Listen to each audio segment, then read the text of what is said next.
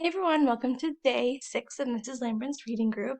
We're going to begin reading today a story called The Graduation of Jake Moon, and it's going to be really short, so I hope that you enjoy it, and your comprehension quiz will also be short. So here we go, Chapter 1, The Twist.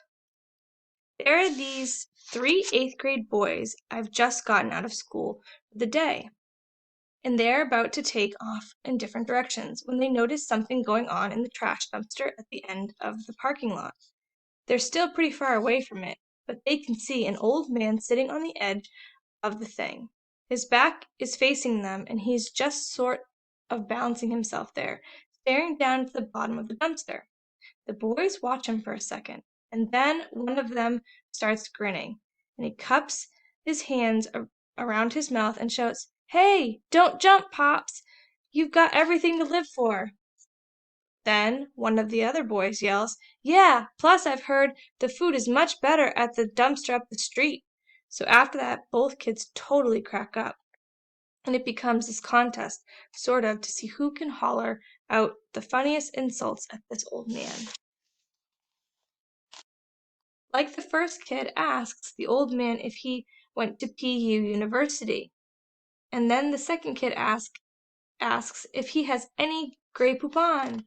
But the third kid, see, he's just standing there not saying a word. Instead, his eyes are glued to the old guy almost, like he's waiting for a reaction.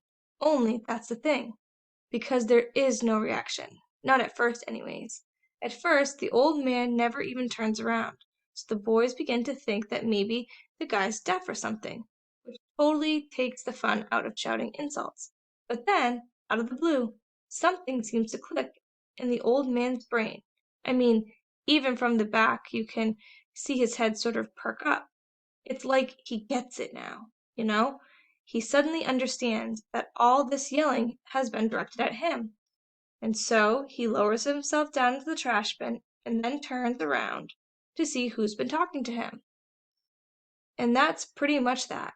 The fun is over, because even from the other end of the parking lot, it's obvious to the boys that there's something really wrong with the old guy. That he's just not right in the head. Instead of acting mad or angry or even insulted, his face actually brightens. He waves as friendly as anything and shouts, "Hello, fellas!" And it's so pathetic, I can't even tell you. The two boys shut up after that. I mean, they chuckle a bit and all, but you can tell they're not exactly busting with pride making fun pride over making fun of a retarded old man. But see, the third kid, the one who kept quiet, he doesn't have anything to be ashamed about at all, because, like I said, he didn't do anything. So, if you happened to be passing by and you saw this whole thing going on, you'd probably think that the third kid was a good kid, that he was the one with a conscience or some sense of decency or something. Only that's the weird thing about this story. That's the twist, I guess you'd call it. On account of the third kid turned out to be the most shameful of all. Because the third kid was me, and that old man in the dumpster was my grandfather.